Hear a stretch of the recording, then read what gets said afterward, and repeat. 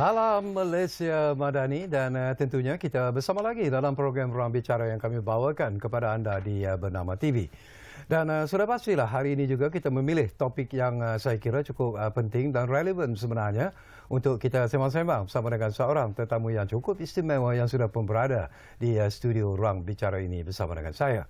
Baiklah, topik yang menjadi pilihan kita di program Ruang Bicara hari ini ialah pendidikan awal era hypermodern, kemas, siap siaga. Ini sesuatu yang menarik sebenarnya. Dan rata-rata rakyat Malaysia sudah pun mengetahui ekoran daripada pengumuman yang dibuat oleh Yang Amat Berhormat Perdana Menteri ketika melancarkan rancangan pendidikan negara 2026-2035 dan kanak-kanak ataupun anak-anak kita yang berusia 6 tahun sudah pun boleh memasuki darjah 1 pada tahun hadapan. Dan ini juga merupakan satu cabaran yang hebat bukan saja kepada ibu bapa tetapi juga sebenarnya kepada KEMAS yang juga bertanggungjawab untuk menyediakan pelajar-pelajar sebelum mereka melangkah memasuki sekolah darjah 1 itu sendiri. Baiklah, izinkan saya memperkenalkan tetamu yang sudah pun bersiap sedia bersama saya di studio. Kita ingin mengucapkan jutaan terima kasih dan selamat datang kepada yang berbahagia Datuk Muhammad Hanafi Ahman, iaitu Ketua Pengarah KEMAS. Jadi Datuk, apa khabar? Alhamdulillah. Oi, lama tak jumpa Datuk sudah. Terima kasih bang. Saya pun lama tak jumpa, bang. Selalu tengok Alhamdulillah. Ruang Bicara ni sajalah. Dan saya ingatkan juga kepada penonton-penonton yang mungkin berkesempatan bersama kami di program Ruang Bicara ini, dan seperti yang saya katakan, ini merupakan topik yang cukup relevan, topik yang menjadi perbincangan sebenarnya di kalangan rakyat Malaysia, terutamanya ibu bapa yang mungkin mempunyai anak-anak yang sedang berada di tadika dan sebagainya, dan mungkin mereka juga melihat ini sebagai satu isu yang penuh dengan cabaran sebenarnya. Dan kalau anda juga ada pandangan-pandangan ataupun pendapat-pendapat yang mungkin ingin anda kongsikan bersama dengan tetamu saya di studio berkaitan dengan topik ini, gunakanlah talian seperti biasa yang kami sediakan kepada anda di 0326979768. Itu dia, cukup jelas tertera di kaca TV anda sekarang ini. Baiklah, mungkin penting dan menarik sebenarnya buat permulaan ini. Saya nak dapatkan dululah pandangan Datuk Muhammad Hanafi Ahman. Apakah Datuk sendiri dan rakan-rakan di KEMAS menjangkakan bahawa pengumuman seperti ini akan dilontarkan oleh Yang Amat Berhormat Perdana Menteri sebenarnya? Pertamanya begini, untuk bagi menjawab persoalan itu. Sebenarnya ia bukan sesuatu yang memeranjatkan. Kerana sekiranya kita mengimbas kembali kepada pelancaran rancangan Malaysia ke-13 apabila Yang Amat Berhormat Perdana Menteri mengumumkan rancangan Malaysia yang ke-13 di bawah pembangunan modal insan, di bawah strategi pembangunan modal insan, dah disebutkan di situ pelaksanaan prasekolah yang wajib kepada umur 5 tahun. Dah disebut. Maka apabila dalam pembentangan rancangan Malaysia ke-13 itu telah disebut mengenai perkara berkenaan, kami di KEMAS sebagai agensi yang terlibat secara langsung dalam pendidikan awal kanak-kanak, mula memikirkan dan mengambil beberapa pertimbangan untuk menyesuaikan. Pada masa itu, masih belum ada penjelasan secara detail, secara terperinci, maka kami beranggapan persiapan harus dibuat untuk KEMAS menerima anak-anak berumur 5 tahun wajib memasuki pendidikan awal kanak-kanak di Tabika. Namun apabila rancangan pendidikan negara 2026-2035 diperkenalkan, ia semakin jelas perinciannya oleh Kementerian Pelajaran apabila anak-anak yang berusia 6 tahun akan memasuki darjah 1 di sekolah kebangsaan, manakala anak-anak yang berumur 5 tahun memasuki pendidikan prasekolah dalam ekosistem Kementerian Pelajaran. Bermaksud, pemahaman kami ialah anak-anak yang berusia 5 tahun akan berada dalam sistem persekolahan di bawah Kementerian Pelajaran. Ini bermaksud peranan yang kami main selama ini bagi anak-anak tabika yang berumur 5 dan 6 tahun telah pun beralih ke Kementerian Pelajaran. Dan satu perkara yang saya rasa semua harus sedarlah mengenai transition ini. Kalau kita ambil negara jiran, Singapura, sebab baru-baru ini pun kami membuat penanda arasan di Singapura. Okey. Singapura, pendidikan awal kanak-kanak sebelum ini, sejak merdeka, selepas mereka merdeka tahun 65, keluar daripada Malaysia tahun 65, sistem pendidikan awal kanak-kanaknya dikendalikan oleh Kementerian Sosial. Sehingga tahun 2014, apabila international ataupun standard antarabangsa telah memindahkan semua sistem pendidikannya di bawah Kementerian Pelajaran. Maka dengan sebab itu, seperti yang dijelaskan malah pagi tadi, ada persoalan yang dibangkitkan di Parlimen yang dijawab dalam masa tempoh PMQ. Yang Amat Berhormat Perdana Menteri menjelaskan lebih 70% negara-negara di dunia telah mengamalkan standard yang sama. Jadi apabila ditanyakan adakah kita dikemas ini orang kata satu pengumuman yang mengejutkan, kami memang telah bersedia. Cuma persiapan yang kami buat ada 2 tahap. Pertama, kami nak menerima sekiranya keputusan kerajaan pada masa itu diperkenalkan semasa pengumuman rancangan Malaysia ke-13, sekiranya 5 tahun diperkenalkan dan kemas turut terlibat, kami membuat persiapan kerana ekosistem kami telah tersedia. Tetapi apabila perincian diumumkan, 5 tahun ini akan masuk ke prasekolah Kementerian Pelajaran, maka kami harus menyesuaikan peranan kami pula untuk menyediakan anak-anak di bawah umur itu. Alhamdulillah, sebenarnya buat pengetahuan, saya sebenarnya dah terbiasa panggil Abang Syarkawi ni. Sebenarnya bang, operasi Tabika Kemas, buat pengetahuan semualah, telah bermula sejak tahun 70. Bermula dengan 10 kelas. Dalam tempoh 55 tahun ini, alhamdulillah pada tahun 2026, kami memiliki kelas 10,256 kelas. Satu pertambahan yang besar. Dan alhamdulillah juga, sejak tahun 95, 30 tahun lalu, Tabika untuk anak-anak yang berumur 5 dan 6 tahun. Tapi pada tahun 95, kami telah memperkenalkan Taska, Taman Asuhan, bagi kanak-kanak berusia 2 hingga 4 tahun. Ini bermakna ekosistem pendidikan awal kanak-kanak yang ada di Kemas, saya kira sudah berada pada tahap yang matang. Pendidikan awal 5-6 tahun sudah berusia 55 tahun, manakala bagi anak 2 hingga 4 tahun dah 30 tahun. Jadi dengan pengumuman yang ada ni, tidaklah menjadi satu perkara yang sukar bagi Kemas untuk menyokong rancangan pendidikan negara sebagai feeder kepada sistem pendidikan Kementerian Pelajaran. Saya juga nak dapat komen daripada yang berbagai datuk lah. Ini juga ekoran daripada pengumuman yang baru dibuat oleh Yang Amat Berhormat Timbalan Perdana Menteri sendiri, Datuk Dr. Zahid Hamidi. Beliau menyatakan secara jelas bahawa ekoran daripada pelaksanaan ini mungkin satu perubahan sebenarnya kepada silibus yang perlu dilihat secara serius oleh Kemas. Jadi apakah ini juga merupakan sesuatu yang menarik sebenarnya?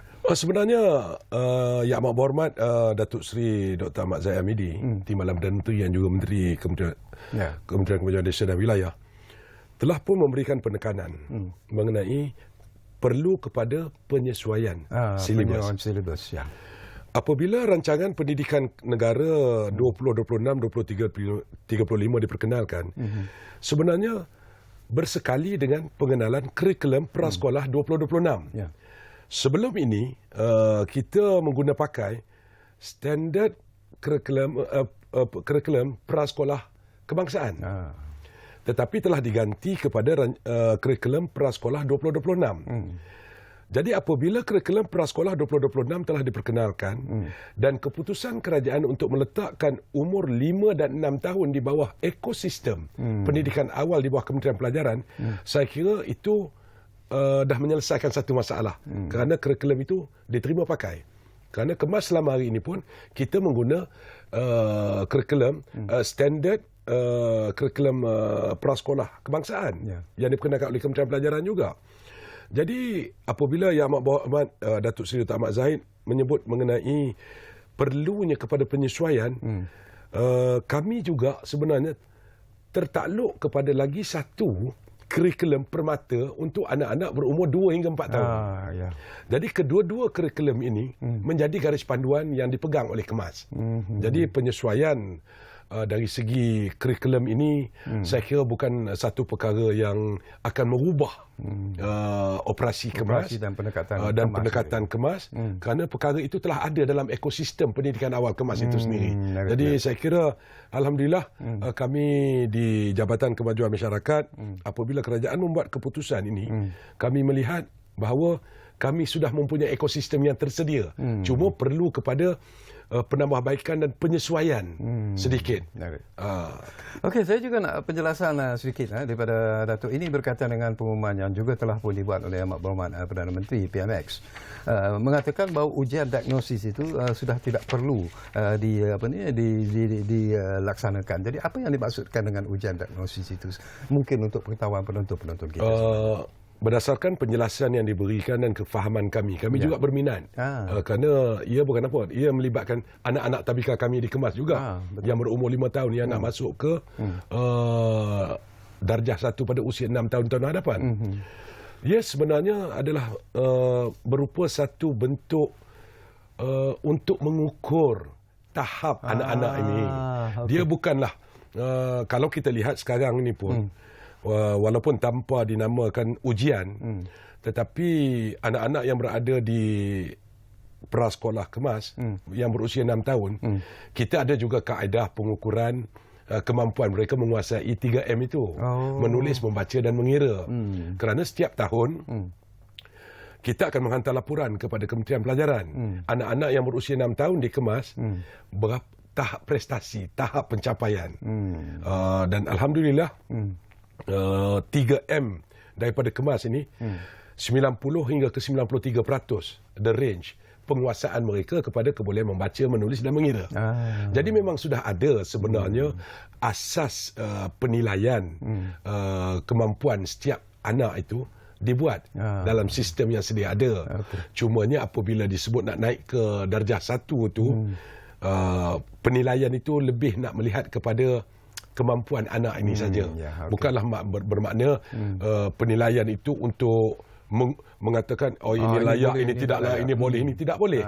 Tapi alhamdulillah tadi apabila dimaklumkan pagi tadi dalam di parlimen bahawa ujian diagnosis itu telah pun dibatalkan dan ibu bapa digalakkan untuk menghantar anak mereka yang 6 tahun masuk ke darjah 1. Okey, kita pergi kepada topik yang sebenarnya ingin kita dapatkan pencerahan sebenarnya tu ya. Mungkin dengan pelaksanaan rancangan pendidikan negara 2026-2035 itu, apakah perubahan utama yang sekarang ataupun yang sedang dan akan dibuat terhadap silibus tabika KEMAS sendiri itu? Baik. Selaras dengan rancangan pendidikan negara 2026-2035, kita sedang melakukan penambahbaikan. Apabila pengumuman telah dibuat, kita terus mengambil langkah proaktif kerana mau tidak mau, walaupun pelaksanaannya pada tahun 2027, masa yang berbaki cuma tinggal 10 bulan sebenarnya waktu untuk kita membuat persiapan. Jadi untuk itu, kita telah membuat secara prinsipnya dan perkara ini pun telah dijelaskan oleh Yang Amat Berhormat Datuk Seri Dr. Ahmad Zaid Hamidi. Keputusannya ialah untuk KEMAS hanya memberikan tumpuan kepada anak-anak berumur 3 dan 4 tahun sebagai feeder kepada prasekolah Kementerian Pelajaran. Maka dengan sebab itu, kita harus memahami kurikulum prasekolah 2026 dahulu, kehendak kurikulum itu sendiri. Maka kami di peringkat KEMAS bagi anak-anak yang berusia 3 dan 4 tahun. Yang sebelum ini pun memang dah ada di tabika KEMAS. Yang berumur 4 tahun, 3 tahun berada di Taska. Di Taska pula ada kurikulum permata. Proses pembelajaran itu sudah berlangsung. Maka dengan sebab itu, kita akan memastikan silibus yang kita buat ini ada kesinambungan. Sebagai kesinambungan, persiapan asas untuk anak-anak ini memasuki prasekolah pada usia 5 tahun. Jadi selain daripada itu, kita juga mempunyai integrasi program pendidikan awal sedia ada yang di bawah kurikulum permata itu untuk anak-anak yang berusia 1 hingga 4 tahun. Jadi di situ adalah macam-macam dari segi fun learning. Jadi kadang-kadang bila orang sebut kita kaedah bermain ni, orang ingatkan ini bukan bermain, orang kata main lari-lari, main menyorok ni tu. Tetapi lebih kepada bermain itu ada elemen pendidikan di dalamnya. Fun learning itu. Jadi elemen di situ tu kita akan memberikan tumpuan tentang pertama tentang soal penjagaan diri. Nak membangun kapasiti anak ini, penjagaan diri. Kemudian untuk menggalakkan mereka dan mendedahkan mereka agar dalam aspek sosialisasi boleh berhubung dengan kawan, berkomunikasi dengan baik, dan sudah tentu dari segi kognitifnya, pemikiran dia boleh memahami, boleh faham arahan, boleh faham perkara-perkara yang sepatutnya dilakukan. Selain daripada kita akan memberikan juga pendekatan supaya mereka kenal secara asas melukis untuk membolehkan mereka terbiasa dengan perkara-perkara itu. Harapan kami dengan penyesuaian silibus ini, pendekatan kurikulum yang digunakan, ia akan mampu menyediakan anak-anak ini memasuki prasekolah pada usia 5 tahun di Kementerian Pelajaran. Menarik. Okey, mungkin pendekatan kemas dalam menyeragamkan silibus tadika kemas dan juga tadika perpaduan. Apa yang akan kemas lakukan tanpa menjejaskan keunikan pendidikan awal komuniti setempat itu tu? Baik. Sebenarnya saya kira dalam pendidikan awal kanak-kanak ini dia ada salah tanggapan sebenarnya di kalangan masyarakat. Okay. Saya sebutkan salah tanggapan tu kerana mereka ingatkan di prasekolah ini ada buku teks. Sebenarnya tidak ada. Tidak ada. Okay. Kurikulum standard kurikulum prasekolah kebangsaan sebelum ini, dia hanya merupakan dasar, garis panduan. Apa tujuannya? Nak membangun potensi anak-anak, karakter, kemahiran dia, nak membangunkan motor halus dan motor kasarnya, motor kecil dan motor kasarnya. Kebolehan individu. Tetapi dalam pada itu, setiap pengendali pendidikan awal kanak-kanak ini mempunyai model-model pembelajaran berdasaskan kurikulum itu tadi. Jadi buku yang standard tidak ada. Di bawah Jabatan Perpaduan ada buku-buku kerja, latihan kerja mewarna untuk matematik, untuk sainsnya ada. Dikemas juga ada. Tetapi berbeza-beza, cuma semua itu tertakluk di bawah kurikulum yang sama. Kurikulum yang sama dan matlamat yang sama. Jadi dengan pengenalan rancangan pelajaran ini, sebenarnya ia tidak menjejaskan soal ataupun timbul pertindihan ataupun pertelagahan di antara pengendali kemas ataupun Jabatan Perpaduan.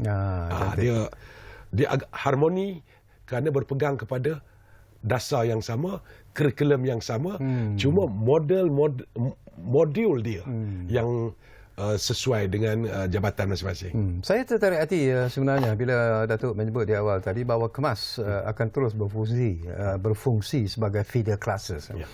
Dari sudut pelaksanaan tu, apakah elemen kemahiran ataupun nilai yang diberi penekanan pada peringkat awal ini sebenarnya untuk penjelasan kepada penonton-penonton? Baik. Untuk sebagai feeder school seperti yang saya jelaskan tadi, pertama kami nak mempersiapkan anak-anak ini dengan kemahiran, potensi dirinya itu dikembangkan.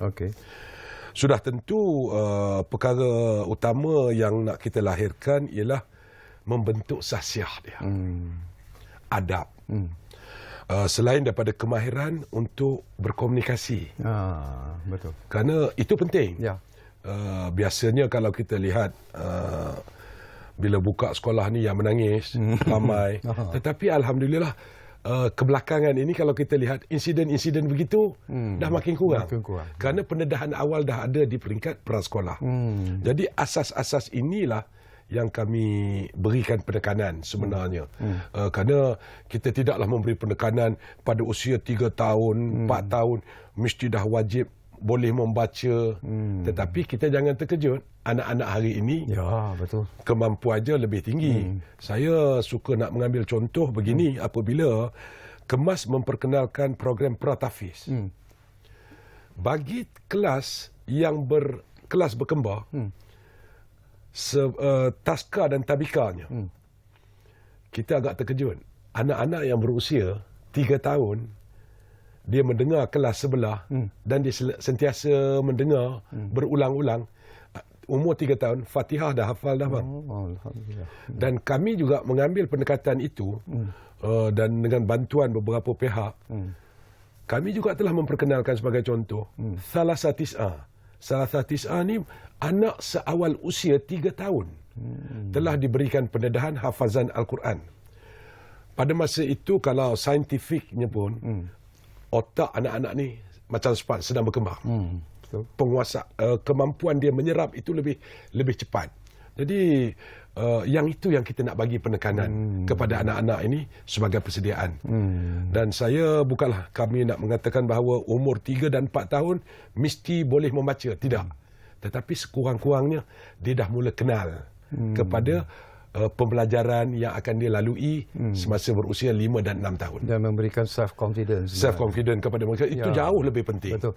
Okey, Datuk, semakin menarik sebenarnya perbincangan kita, tapi seperti biasalah kita diarah untuk berehat dulu. Baik. Buat seketika. Dan saya ingatkan lagi kepada penonton-penonton yang mungkin berkesempatan bersama kami di program Ruang Bicara ini, macam biasalah, kami juga beri ruang dan juga peluang kepada anda untuk bertanya apa saja ataupun berkongsi apa saja pandangan yang mungkin menarik sebenarnya untuk kita sembang-sembang bersama dengan tetamu di studio. Jadi gunakanlah talian yang kami sediakan kepada anda. Seperti biasa 0326 97 97 68. Kita rehat dulu.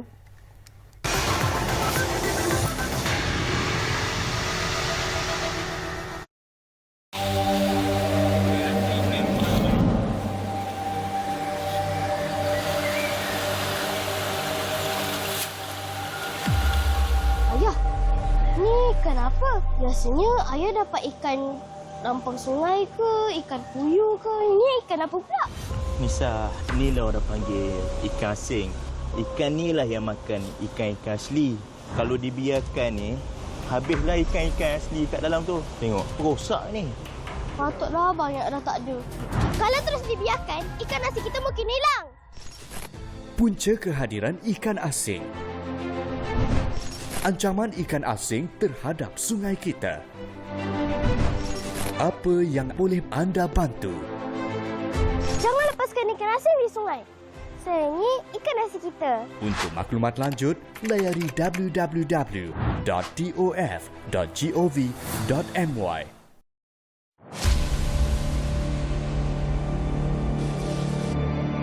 Seorang jurutera perunding dihadapkan ke Mahkamah Session Kuala Lumpur hari ini atas tuduhan menerima rasuah berhubung projek pembinaan Stadium Duta Perdana. Saya sebenarnya ada benda saya nak laporkan, tuan. Laporkan jika anda mempunyai maklumat mengenai rasuah. Jangan biarkan rasa takut menghalang kerana anda dilindungi oleh Akta Perlindungan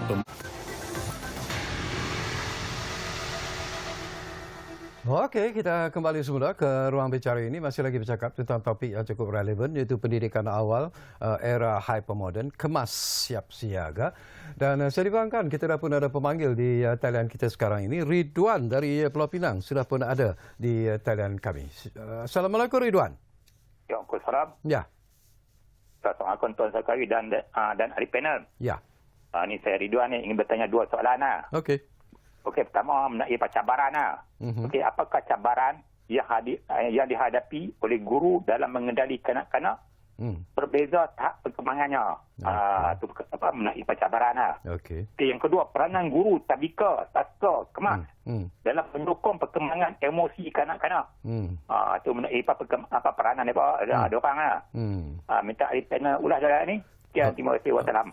Baik, terima kasih banyak-banyak Ridwan dari Pulau Pinang. Menarik jugalah 2 persoalan yang anda bangkitkan itu. Cuba kita dapatkan respon daripada tetamu kita, Datuk Muhammad Hanafiah Man. Silakan, Tok. Terima kasih, Cik Ridwan. Cabaran yang dihadapi oleh guru-guru dalam menghadapi tahap anak-anak yang berbeza serta peranan guru tabika dalam menyokong emosi. Ya. Untuk menjawab persoalan ini, izinkan saya nak bagi contoh. Ya, silakan. apabila Kemas memperkenalkan program Pratafis, bermula dengan 100 kelas bang, pada suku terakhir tahun 2023, 2024, dan 2025, 2026 sekarang ni kita dah buat 2 tahun program ini. Cikgu-cikgu kami tidak ada asas mengajar Al-Quran. Hari ini, alhamdulillah, tahun 2026, 9,800 kelas, bermakna 9,800 guru kami dah mula mengajar Al-Quran, Pratafis. Semua cikgu-cikgu yang ada di Kemas memiliki diploma pendidikan awal kanak-kanak. Tetapi mereka tidak punya asas dalam mengajar Al-Quran. Tetapi alhamdulillah, apabila kita berikan latihan, sifat guru itu, mereka lebih cepat belajar dan minat mereka untuk mendidik anak. Maka hari ini, kita dah dapat menyaksikan, kami dah dapat menyaksikan 9,800 guru-guru kami dah boleh mengajar anak-anak membaca Al-Quran. Dan suka saya nak berkongsi, macam tahun 2025, daripada 120,000 anak-anak yang mengikuti program Pratafis, 5,000 lebih menguasai lebih 20 surah. 62% hingga 65% menguasai sampai 15 surah, 10 hingga ke 15 surah. Jadi maknanya pencapaian anak-anak itu adalah cerminan kepada kemampuan cikgu-cikgu. Jadi cabaran, apabila nak ditanya mengenai cabaran, itu pada saya satu cabaran yang cukup besar. Tetapi dapat ditangani kerana Kemas mengambil pendekatan, kita akan selalu meningkatkan keupayaan dan kemahiran guru-guru. Malah bagi tahun ini saya pun telah meminta bahagian latihan dan pembangunan profesional untuk meneruskan kursus kepada cikgu-cikgu sedia ada yang dah lama. Pedagogi pendidikan dah berbeza. Kaedah dah makin canggih. Jadi bermakna kita perlu beri pendedahan. Maka dengan sebab itu antara cabaran-cabaran yang dihadapi untuk menyesuaikan. Tetapi sebagai jabatan, kita sentiasa mengambil langkah-langkah untuk memastikan cikgu-cikgu kita mendapat ilmu yang baru. Mengenai peranan guru tabika dalam menyokong emosi anak-anak, sebab itu saya jelaskan tadi, kita pendekatan pendidikan yang kita ambil sebenarnya lebih kepada pendekatan fun learning itu tadi, bermain. Tapi pada masa yang sama kita membentuk adab. Jadi untuk menyokong emosi anak-anak ini, kita tidak memaksa mereka, tetapi kita mengambil pendekatan agar mereka belajar itu dengan perasaan yang senang. Betul. Melalui pendekatan, orang kata pembelajaran berasaskan bermain itu, fun learning itu masih kita teruskan. Alhamdulillah. Okey, saya nak kembali semula daripada apa yang Datuk sebutlah tadi, iaitu tentang keupayaan dan kemampuan guru-guru itu sendiri, dan ini juga merupakan aspek yang bagi saya cukup penting. Utamanya lah mereka ini bertanggungjawab untuk menghandle kanak-kanak di bawah umur 5 tahun, dan itu bukan satu tugas yang mudah sebenarnya. Tetapi bagaimana agaknya penyelarasan operasi di antara Kemas dan juga Kementerian Pendidikan dilaksanakan di peringkat akar umbi itu? Okey. Untuk tujuan itu, saya suka sedikit nak memberikan latar belakang jugalah. Sila. Kerana selama ini pandangan masyarakat, cikgu Kemas ini biasanya dikendalikan oleh kakak-kakak atau makcik-makcik di kampung. Biasanya begitu tanggapannya. Mungkin benar di era awal permulaan Kemas melaksanakan pendidikan awal kanak-kanak tahun 70-an. Tetapi gradually, secara beransur bermula tahun 2004, Kemas mengambil langkah yang drastik hingga menyebabkan pada hari ini hampir 95% guru-guru di Tabika Kemas semua memiliki diploma pendidikan awal kanak-kanak. Selain daripada itu, setelah mereka memiliki diploma pendidikan awal kanak-kanak, untuk melayakkan mereka menjadi guru ataupun cikgu di Kemas, kita menganjurkan kursus sijil pendidikan awal kanak-kanak juga kepada mereka bagi tempoh 3 hingga ke 5 bulan. Ini bagi memastikan pertama, mereka memahami kurikulum, memahami kurikulum Kementerian Pendidikan, lebih memahami falsafah dan budaya kerja di Kemas, supaya apabila mereka masuk ke alam pekerjaan di Kemas itu, mereka benar-benar menghayati. Tentang bagaimana sinkronis ataupun penyelarasan di antara kita dengan Kementerian Pelajaran, memang kita sentiasa mendapatkan nasihat, malah kita ada program-program sangkutan kita dengan Kementerian Pelajaran. Kalau sebagai contoh yang paling terbaru, apabila Kemas memperkenalkan program Tabika untuk anak-anak autism. Cikgu-cikgu kita membuat latihan kursus sangkutan bersama Kementerian Pelajaran. Jadi apa yang ada di Kemas sebenarnya adalah merupakan cerminan apa yang ada di Kementerian Pelajaran. Kami hanya sebagai pelaksana kepada dasar pendidikan negara, dasar pendidikan awal kanak-kanak yang ditetapkan oleh Kementerian Pelajaran. Kami sebagai pelaksana di peringkat akar umbi. Jadi maknanya tidak ada Kemas seolah-olah berdiri sendiri ataupun mempunyai haluan sendiri, tetapi kita sentiasa memastikan selari dengan dasar pendidikan awal kanak-kanak di Kementerian Pelajaran. Menarik. Okey, mungkin kita juga nak kongsikan sesuatu yang saya kira cukup penting sebenarnya. Cabaran terbesar yang dihadapi oleh Kemas sendiri, terutamanya dalam menyesuaikan kurikulum sedia ada dengan keperluan sistem pendidikan yang lebih tersusun dan bersepadu ini sebenarnya. Baik. Kalau ditanya mengenai cabaran yang paling besar, ialah tentang soal pendigitalan pendidikan. Hari ini pendidikan dah lebih terkehadapan, moden, penggunaan teknologi dalam pendidikan. Malah cabaran juga kepada cikgu-cikgu. Kerana anak-anak kita yang masuk ke prasekolah sebenarnya, bang, mereka pun dah terdedah dengan teknologi di rumah. Ya, betul. Hari ini anak-anak semua dah dengan gadget. Kalau secara gurauannya, dulu kalau kita pergi ke restoran, kita akan dengar anak-anak menangis di kiri kanan. Tapi hari ini anak-anak yang ada semua senyap kerana handphone letak di hadapan. Maknanya mereka dah terdedah dengan digital.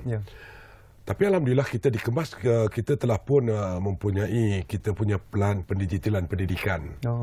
Di mana melalui pelan pendigitalan pendidikan ini, pada tahun lepas alhamdulillah dengan peruntukan yang ada, kita telah membekalkan 1,100 laptop kepada cikgu-cikgu. Selain daripada hampir baru lebih kurang dalam dekat 1,000 kelas yang telah dibekalkan dengan smartboard. Ini semua merupakan usaha kami untuk memastikan penyesuaian pendekatan pendidikan itu menggunakan teknologi.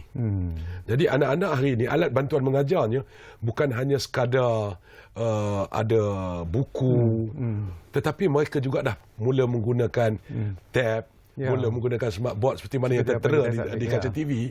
Ini adalah kaedah-kaedah yang dah mula kita gunakan. Inilah penyesuaian silibus pendidikan. Malah kami sebagai agensi atau jabatan di bawah Kementerian Desa dan Wilayah, kita ada MARA yang juga di bawah Kementerian Desa dan Wilayah. Kita mempunyai satu aplikasi iBelajar yang dibangunkan oleh UniKL, Universiti Kuala Lumpur di bawah MARA, di mana kami boleh dari masa ke semasa untuk update silibus online. Jadi anak-anak ini dapat menggunakan teknologi. Jadi itu sebenarnya kalau dulu orang kata macam zaman kita ni mungkin buah getah untuk buat perkiraan, main congkaknya begitu. Tetapi hari ini congkak di skrin smartboard. Bagaimana Datuk sendiri melihat tentang respon anak-anak kita yang berada di Kemas sekarang ini? Apakah mereka menyambut ini dengan satu ialah berubah daripada zaman dulu, zaman kita dulu kepada zaman the so-called teknologi digital sekarang ini? Apakah itu sebenarnya memberikan satu semangat baru? Saya cuma dapat kongsikan begini, bang. Tahun lepas Malaysia menjadi tuan rumah kepada pertandingan robotik. di Universiti Malaya. Ya. Anak kemas menang kategori emas, perak dan gansa. Wow. Mereka yang dah mengikuti program pendidikan yang berasaskan teknologi. Maka dengan sebab itu, tentunya untuk kami melengkapkan 10,563 kelas ini, agak mustahil buat masa ini kerana berdasarkan kemampuan keuangan. Walau bagaimanapun perancangannya, harapan kami, perkara ini akan dapat kami perluaskan. Sebab itu, kami mempunyai program Smart Classroom sebenarnya. Oh, okay. Program Smart Classroom ini telah pun diperkenalkan tahun lepas, tetapi tahun ini, di setiap negeri dah ada sebuah, dan insya-Allah tahun hadapan sepatutnya setiap daerah satu. Walau bagaimanapun dengan perubahan rancangan pelajaran negara ini, elemen Smart Classroom itu akan kita terapkan pada usia 3 dan 4 tahun di Tabika Kemas. Kerana kalau kita lihat, mereka menggunakan kaedah teknologi yang ada, pembelajaran itu menjadi lebih menyeronokkan bagi mereka. Malah mereka lebih cepat adapt kepada perkara-perkara yang kita ajar.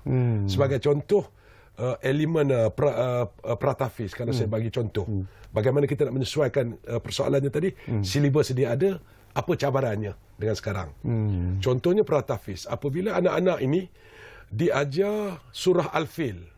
Surah Al-Fil itu dekat skrin keluar gambar gajah. Al-Fil itu gajah. Ya. Apabila keluar gambar gajah, cikgu akan terus tanya, gajah ada berapa kaki? Dia akan kira 1, 2, 3, 4. Dah masuk elemen matematik. Jadi maknanya ada saling kait di antara teknologi dengan pembelajaran, walaupun pembelajaran itu pembelajaran agama. Jadi saya kira cabaran penyesuaian itu ialah untuk kita adapt kepada melengkapkan prasarana teknologi di sekolah-sekolah. Tidak mustahil agaknya Datuk ya. Mungkin masanya juga akan sampai. Mungkin bukan sekarang tetapi untuk tahun-tahun ke hadapan ini di mana pelajar-pelajar anak-anak kita yang masih lagi berada di Kemas ini mungkin juga akan didedahkan kepada the so-called teknologi AI itu sendiri. Ya, begitu. Sebabnya saya kira kalau sebagai langkah awal pada pembentangan bajet tahun lepas, bajet 2026 yang dibentang kepada Oktober tahun lalu, Yang Amat Berhormat telah mengumumkan pembelian perolehan 10,500 smart TV untuk dibekalkan kepada prasekolah. Tapi sudah tentu untuk prasekolah Kementerian Pelajaran dan juga Kemas, pembahagian itu sudah dibuat. Dan saya kira di situlah akan masuk elemen-elemen ini. Elemen AI ini apa semua ni, insya-Allah saya kira kita dah tak boleh tidak boleh tidak. Perkara itu sudah menjadi elemen untuk diperkenalkan kepada anak-anak seawal usia. Ini bukan nak membebankan mereka, tetapi dia akan menjadi satu lebih fun learning itu. Betul. Akan menjadi lebih menarik. Lebih mendekatkan anak-anak kerana mereka dah terbiasa. Maka dengan sebab itu saya kira kalau macam komputer, dia dah tak tercari-cari dah di mana A, B, C sebabnya dia terbiasa dengan handphone. Jadi dengan sebab itu penggunaan teknologi itulah saya kira merupakan cabaran paling besar dalam kita nak menyesuaikan silibus. Okey, Datuk, kita akan berehat buat kali terakhir dan kembali nanti. Mungkin tak banyak masa lagi yang tinggal, tapi insya-Allah ada lagi persoalan-persoalan penting dan menarik yang akan saya kongsikan bersama dengan Datuk Muhammad Hanafi Ahmad yang merupakan Ketua Pengarah Kemas. Dan tentunya kita masih lagi bercakap tentang pendidikan awal era hypermodern Kemas siap siaga. Kita rehat buat kali terakhir.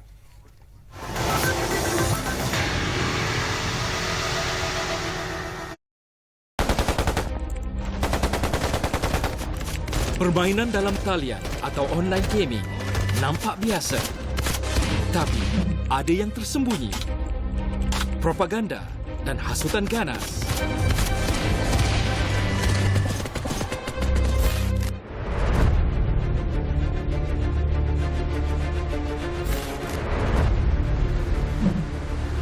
Sekiranya didapati bersalah, mungkin anak anda yang akan didakwa.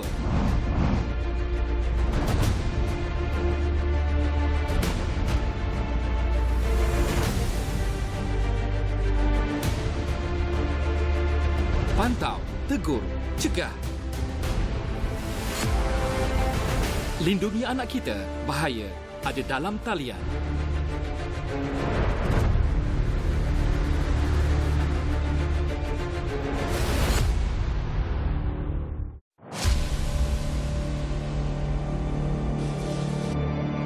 Seorang jurutera perunding dihadapkan ke Mahkamah Session Kuala Lumpur hari ini atas tuduhan menerima rasuah berhubung projek pembinaan Stadium Duta Perdana. Saya sebenarnya ada benda saya nak laporkan, Tuan. Laporkan jika anda mempunyai maklumat mengenai rasuah. Jangan biarkan rasa takut menghalang kerana anda dilindungi.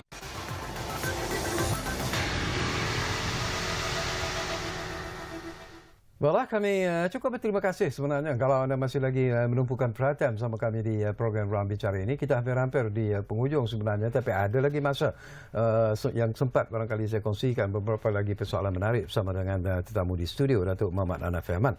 Barangkali menariklah daripada apa yang Datuk sebut sebenarnya, dan saya sendiri pun merasa cukup kagumlah dengan apa yang dilakukan oleh Kemas dalam usaha untuk menyesuaikan dengan situasi semasa. Tetapi mungkin saya percaya bahawa ada lagi langkah-langkah penambahbaikan yang dirancang bagi memastikan bahawa kualiti pendidikan awal kanak-kanak ini akan terus terpelihara sebenarnya. Kongsikan tu. Dari segi penambahbaikan, insya-Allah memang kita mempunyai perancangan yang berterusan. Okay. Kerana proses penambahbaikan dia bukan merupakan satu proses sekali. Dia adalah merupakan proses yang berterusan. Dalam latihan dan pembangunan kompetensi pendidik masyarakat, sebagai contoh cikgu-cikgu kami, kami sebenarnya menjalin rapat kerjasama strategik dengan beberapa institusi, termasuk dengan UPSI sudah tentulah, Universiti Perguruan Sultan Idris, UKM, MDEC, Aswara, UniKL, kerana kita nak memastikan kita sentiasa segar dalam pendekatan. Kerana elemen pendidikan awal kanak-kanak ini, apa yang paling penting ialah menyeronokkan. Betul. Dan pendidikan itu bukan merupakan satu beban, tetapi lebih kepada elemen yang menyeronokkan dan sesuai dengan keperluan abad ke-21 ini. Itu yang saya sebut tentang soal teknologi tadi. Maka dengan itu penekanan kepada kemahiran digital itu merupakan salah satu daripada elemen yang paling penting. Kreativiti, pemikiran kritis, literasi abad 21. Kerana di bawah program Smart Classroom ini merupakan elemen-elemen yang perlu ada. Sebab dunia hari ini, seperti mana yang saya sebutkan sebelum ni tadi, kita dah tak ada lagi anak-anak kalau kita nak suruh dia buka buku, nak melukis, nak membaca di situ, berbanding melihat kepada skrin. Saya rasa itu jauh lebih dekat dengan mereka. Betul. Ya. Jadi selain daripada itu juga,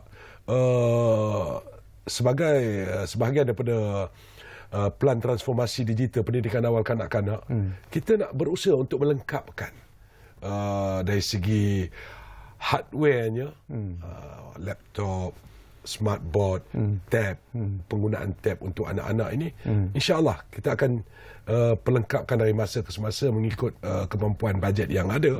Macam saya sebut tadi, macam tahun lepas 1,100 laptop dah kita edarkan untuk kegunaan guru-guru.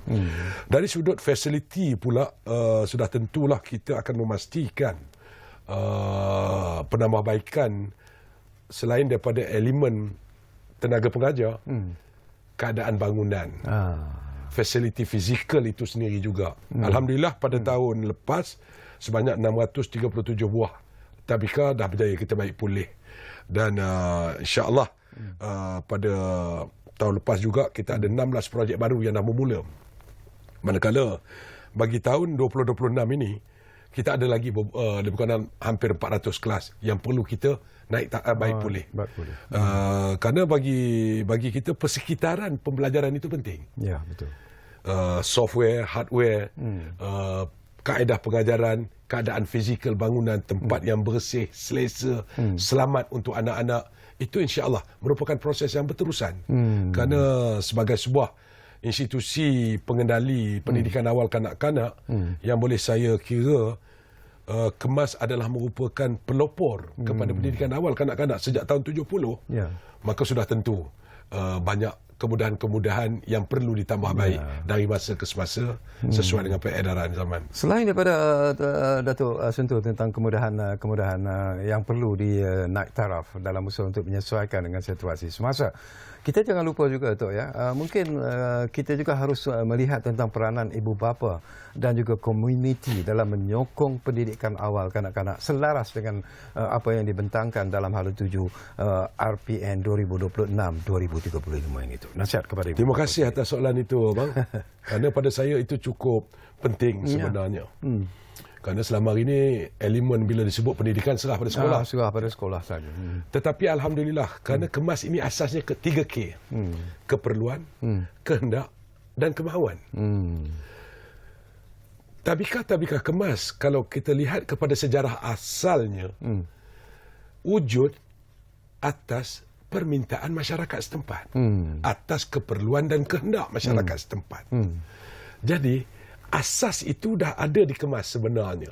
Masyarakat setempat memerlukan dan penglibatan masyarakat pada ketika itu amat tinggi, dan sekarang ni di tabika kemas kami ada jawatan kuasa aktiviti yang terdiri daripada kalangan ibu bapa dan pemimpin setempat di dalam jawatan kuasa itu. Maka dengan sebab itu salah satu elemen program yang ada juga di dalam kemas ialah kemahiran keibubapaan. Jadi bermaksud hubungan kami dengan ibu bapa ni sentiasa berterusan. Selain daripada jawatan kuasa aktiviti ini turut bersama-sama menjalankan aktiviti di tabika kemas, tetapi pada masa yang sama juga kemas mengambil tanggungjawab menganjurkan kursus-kursus ataupun ceramah-ceramah keibubapaan kepada mereka. Jadi dengan sebab itu kesalingan di antara ibu bapa dengan institusi kemas itu sendiri amat rapat. Dan saya alhamdulillah amat bersyukur kerana kalau berdasarkan pengalaman setahun saya di kemas, apabila kita menganjurkan program penglibatan ibu bapa, masya-Allah, saya kira sangat luar biasa. Ada tak ibu bapa yang juga turut memberikan cadangan, memberikan pendapat dalam usaha untuk memperbaiki sistem pendidikan di kemas itu sendiri tu? Ada, melalui jawatan kuasa aktiviti mereka sering.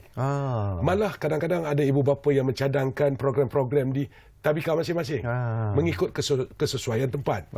Jadi dengan sebab itu saya kira penglibatan langsung tu ada, dan kemudian kita juga sebenarnya baru-baru ini kemas mengantar wakil ke satu persidangan caregiver di Madrid. Kerana kemas terlibat dengan satu pilot project di bawah UNICEF dengan kerjasama Oxford University dan UPM, di mana kita buat di bawah program naungan kasih. Ada modul bagaimana peranan ibu bapa dalam pendidikan anak-anak. Salah satu saya bagi contoh lah yang agak menarik. Peluk anak balik ke rumah. Bila anak balik ke rumah, peluk anak. Dalam modul itu. Kemudian ada pelaporan. Akhirnya, kesan dia perubahan emosi anak-anak. Melalui yang terlibat dengan pilot project naungan kasih. Ada anak balik, ibu bapa peluk. Ada 5 minit cakap dengan anak-anak. Berdialog dengan anak-anak. Jadi ada modul-modul yang diikuti. Ini semuanya adalah merupakan usaha kami nak memastikan penglibatan anak-anak dalam pendidikan anak-anak. Pendidikan jangan hanya dilihat di sekolah, tetapi di rumah juga. Dan pembentukan emosi mereka. Jadi alhamdulillah, program ini insya-Allah menjelang bermula tahun ini kita akan kembangkan sampai tahun 2030 kita menjangkakan 5,000 kelas akan terlibat dengan program naungan kasih ini, supaya ibu bapa terlibat secara langsung dalam pendidikan kanak-kanak. Selain daripada di kemas sendiri, kita mempunyai satu SOP, iaitu lawatan susulan, di mana cikgu-cikgu harus pergi ke rumah dari masa ke semasa untuk bertanya khabar, mewujudkan komunikasi di antara ibu bapa dan guru. Sebab bagi kami apa pun masalah kalau komunikasi tidak ada, secantik mana pun kita susun sesuatu perkara, dia tidak akan dapat mencapai matlamat. Tetapi kalau ada masalah yang timbul, tetapi komunikasi yang baik ada, saya kira itu akan dapat menyelesaikan banyak masalah. Wow, saya cukup kagum dengan apa yang dilakukan oleh Kemas. InsyaAllah. Okey, dalam mendepani era apa yang disebut sebagai hypermodern inilah tu ya. Adakah Kemas akan menambah baik modul kurikulum standard prasekolah kebangsaan ataupun KPSK bagi tabika dan juga kurikulum permata negara bagi taska yang digunakan hari ini tu? Apakah itu buat pengetahuan bagi KSPK, kurikulum standard prasekolah kebangsaan 2017 telah pun diganti dengan kurikulum prasekolah 2026. Oh, okey. Itu telah diganti. Manakala kurikulum permata negara masih kekal. Okey. Itu dia ada dua kurikulum yang berbeza ini untuk dua kategori anak yang berbeza. Kurikulum permata negara untuk anak-anak yang berumur 1 hingga 4 tahun. Okey. Manakala KSPK sebelum ini, kurikulum standard prasekolah kebangsaan 2017 untuk anak-anak berumur 5 dan 6 tahun.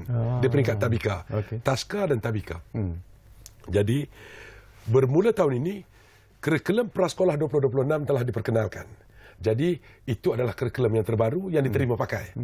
Manakala kami selepas pelaksanaan rancangan pendidikan negara 2035 ini pada tahun hadapan, sudah tentu kami akan wujudkan keselarasan di antara kurikulum prasekolah dengan kurikulum permata negara untuk anak-anak berumur 3 dan 4 tahun. Kerana 3-4 tahun masih tertakluk kepada kurikulum permata negara, tetapi kami juga kena mempersiapkan mereka untuk menyambut kurikulum prasekolah 2026 apabila mereka masuk ke prasekolah nanti. Jadi di situlah cabaran bagi Kemas untuk menyesuaikan kedua-dua kurikulum dalam pelaksanaan. Okey, kita hampir-hampir di penghujung sebenarnya tu ya. Masa mencemburui kita sebenarnya ada lebih kurang 4 minit lagi masa yang diperuntukkan, tapi janganlah ambil sampai 4 minit tu, 3 minit 1 minit bagi saya.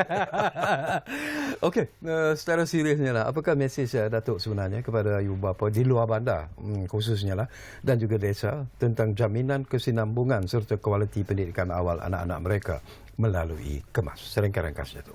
InsyaAllah secara ringkasnya, apa yang saya boleh pastikan ialah pertama, penyeragaman dan peningkatan silibus tabika Kemas akan sentiasa dibuat.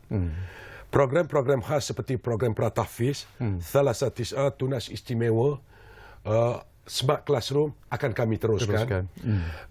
Transformasi digital pendidikan awal kanak-kanak juga akan kami pastikan berjalan, kerana ini sesuai dengan pelan transformasi digital Kemas sendiri.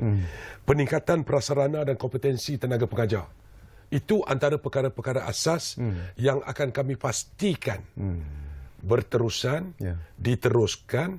Malah kami akan sentiasa berusaha untuk mencari pendekatan lebih sedar bagi memastikan pembelajaran di pendidikan awal kanak-kanak di tabika Kemas ataupun di taska Kemas adalah pengalaman yang tidak akan dilupakan oleh anak-anak.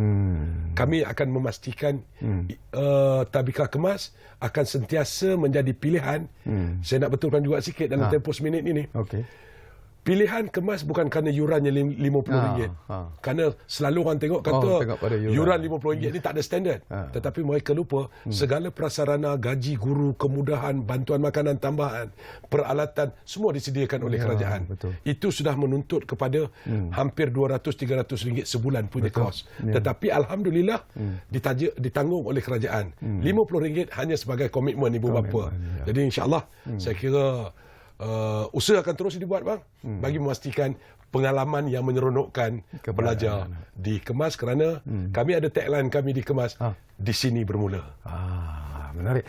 Okey, terima kasih banyak-banyak kepada yang berbahagia, Datuk Hanafi Aman, Ketua Pengarah Kemas, dan secara peribadi juga saya cukup gembira sebenarnya dapat sembang-sembang bersama dengan Datuk, dan saya mengharapkan bahawa ini bukan kali pertama dan terakhir Datuk ya.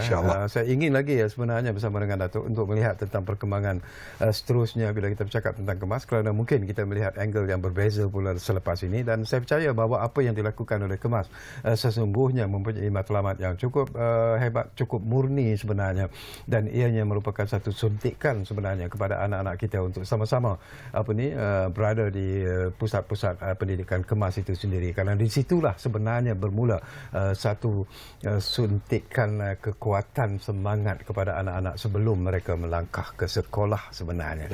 Baiklah, terima kasih kepada anda yang menumpukan perhatian bersama kami di program Ruang Bicara ini. Jangan lupa, seperti juga Kemas, kami juga menjanjikan sesuatu yang sentiasa kami tepati sebenarnya. Ruang Bicara pastinya akan terus berbicara bersama anda dari masa ke semasa. Kita jumpa lagi.